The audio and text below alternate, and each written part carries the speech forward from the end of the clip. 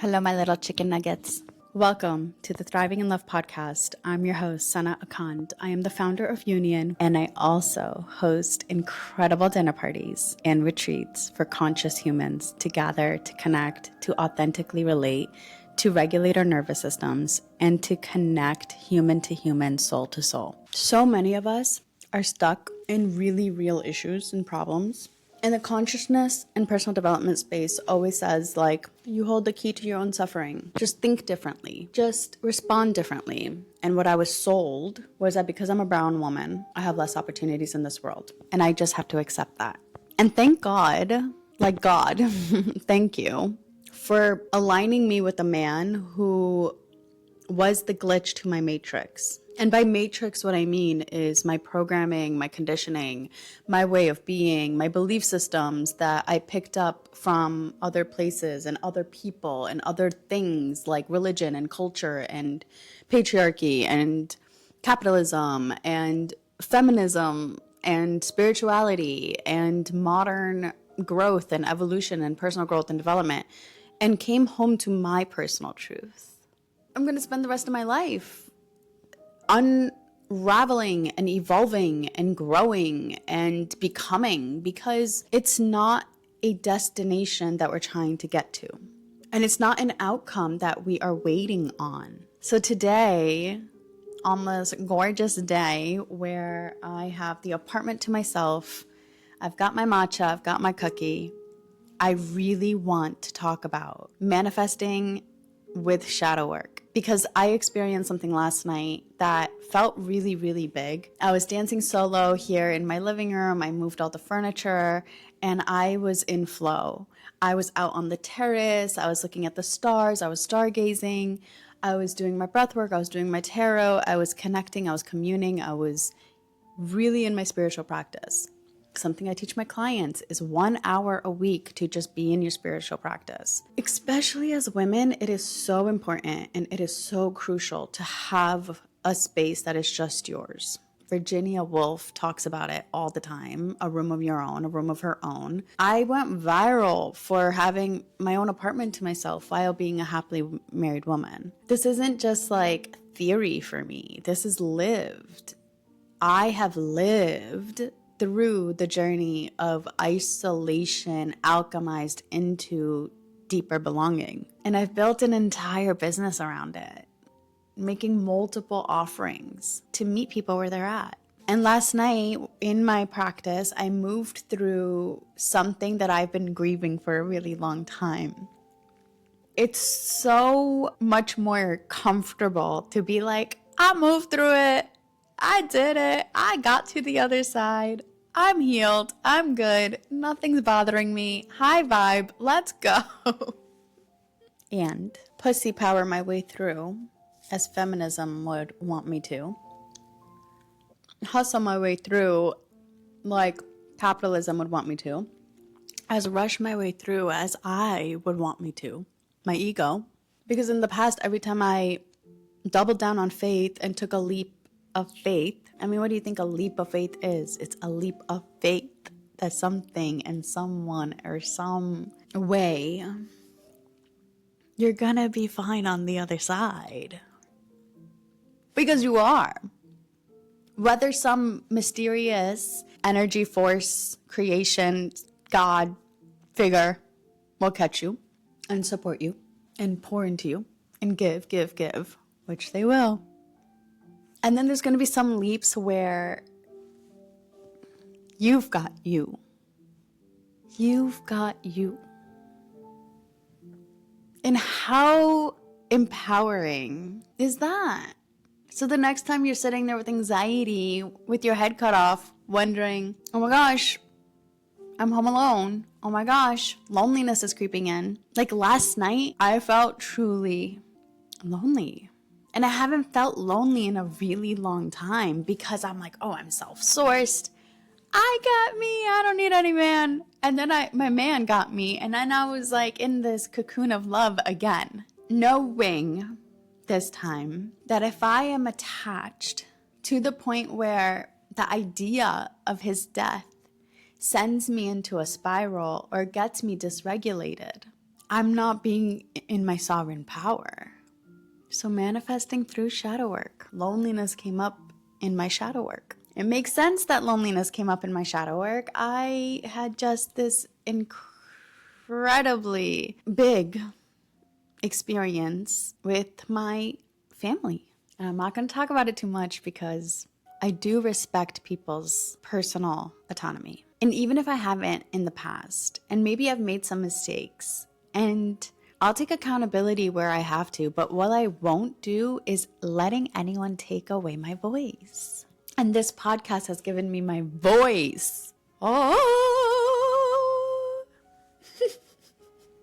I got my voice through showing up, not perfectly, not professionally, not with the perfect camera, with the perfect microphone, blah, blah, blah, blah, blah, blah, blah. I just hit record and I showed up.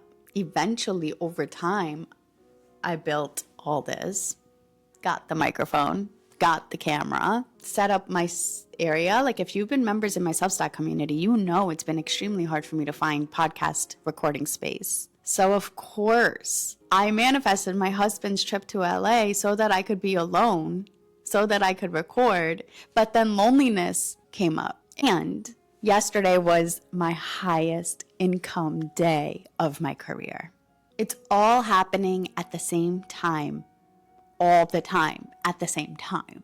The good, the bad, the ugly, the absolute bliss. And all we're here to do is fine-tune our frequency into the experience that we want to experience in the present moment. That's it. That's it. That is the whole shebang. The things that get in the way, our belief systems, not for me, not for people like me, brown girl, blah, blah, blah, blah, blah, blah, blah. Bye-bye. Bye-bye. Investors don't fucking care. That's my belief system. I have a product that needs to exist in this world, that needs to be in the hands of the masses, that is going to heal humanity, and an investor is going to see that and pour into me. I know it. I know it because I've claimed it. I've said it. It's not happening any other way. I've already made that decision. I'm not funding this with my own money.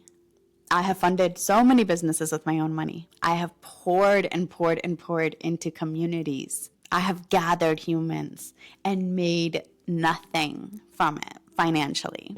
I have paid my dues so that now I'm receiving, because that's my belief system.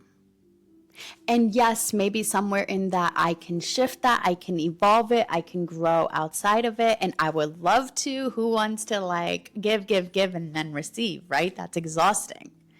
It's something that I'm working on. And something that I stopped doing completely in my marriage was give, and receive. So I know I'm capable of doing it with my business as well. So that's manifesting with shadow work. We put so much pressure on the outcome. We put so much pressure on the how. We put so much pressure on the I need proof and then maybe I'll believe. And being tethered and anchored are completely different things. Being anchored is fluid. You can come in, you can come out, you can go higher, you can go back down. It's like a kite. Being tethered. If you haven't read Untethered Soul, go read Untethered Soul. Being tethered is different. That is being attached, right? The word attached. Attached to people, places, and things in order to receive love, community, belonging, acceptance, worth. Plug yours in. So it's time for us to reclaim our sovereignty, yes, and without thinking that we're all alone and we don't have community and connection. The magic is in the balance. It was really hard to move through that, but it was only possible because I built enough safety and security and stability in my own body by showing up for myself consistently, by doing the things that I say I'm going to do and actually doing them, by wanting to be better, wanting to kick bad habits and trying. And over time, I've built this beautiful relationship between who I say I am and who I actually am. That distance has gotten a little smaller, creating a bit more congruency. And that's what it means to be whole. To feel like your inner parts and your outer parts are in harmony, are in a reciprocal relationship, are not at war with each other. And then you no longer experience war in your external relationships. And then the opportunities come flowing. And when your relationships are not in harmony, and when the opportunities are not coming in with flow. All it is, no shame, no guilt, no fear. Go, bye, gone. All that is information. Okay, what in me is ready to be healed a little more deeply? What in me is ready to be released a little more fully?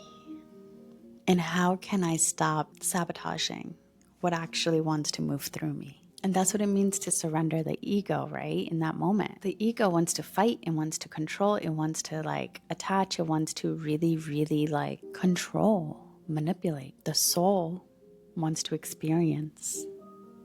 It wants to just be curious, listen, observe, witness. And that's why somatic experiencing in the body is how I help people heal. I just so deeply wish people didn't project as much as they do. And I deeply wish and desire for all of us to come home to our true selves. And when we no longer punish ourselves for being who we authentically are, we get to accept others more fully and deeply as well. Today was a deep one. Makes sense. Last night was deep for me. And releasing comes with grief. And grief is a portal for more access to people, places, and things that are no longer in the physical. So manifest your heart out, but just be warned in the best way. The work is like real work. It's like actual work. And it's not just fun and cute. I mean, it is and it's not. It is in the way that you get to sit with her. You get to sit with that version of you, your inner child, so fully and completely and just with deep presence and just awe of every single choice that she made for us to be able to live this life.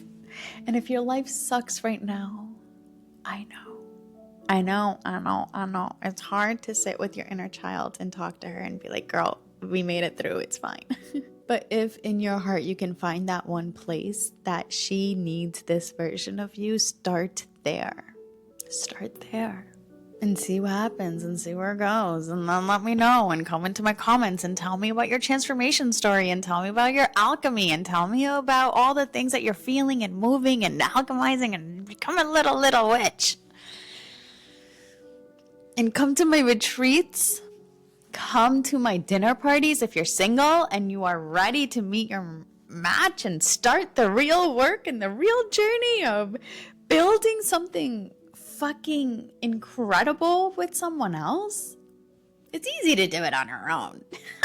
Building with the person that you love is the best fucking thing ever, and I will die on that hill. I'm so proud of me. I am so proud of you. I'm proud of all of us. Go celebrate. Get yourself a little matcha. I'll see you next time. I love you so much. Hit subscribe. Follow me on Substack if you don't already. Come say hi on Instagram. And come to my events. Okay, bye.